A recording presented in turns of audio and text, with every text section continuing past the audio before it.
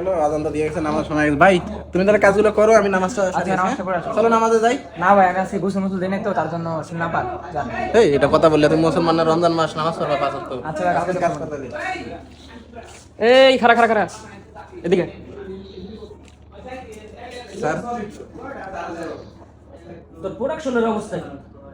Sir আজকে production দিছি তো স্যার, এই যে লেখা আছে। কি প্রোডাকশন দিতে? স্যার আজকে রমজান মাস তো একটু শরীর ক্লান্ত, তার কারণে প্রোডাকশন একটু কম হয়েছে। আচ্ছা বুঝলাম রমজান মাস, আর তুই 2 মিনিট পর পর বই ধরে দেখ।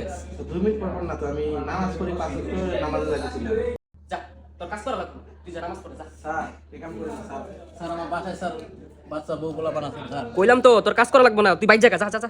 এই যা যা যা সুশুরি করে হেই এমনি ধরে কেউ। স্যার স্যার আমারে বাড়ি করে দিয়েন না স্যার।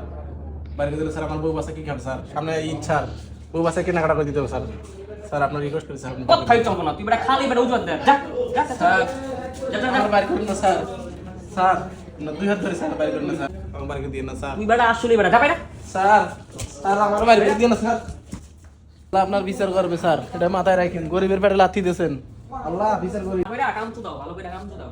আমি কাজই করতেছি। খারাপ বুয়া থাকো না, ভালো করে কাম তো দাও। মেশিন থেকে যদি মাল না বেড়ে তাহলে আমি কি ওই একটা বাইর করে দিছি না, তোমারও কিন্তু দিয়া দিমু। ভাই, আপনি গরিব পেটে লাথি দিবেন ভাইয়া?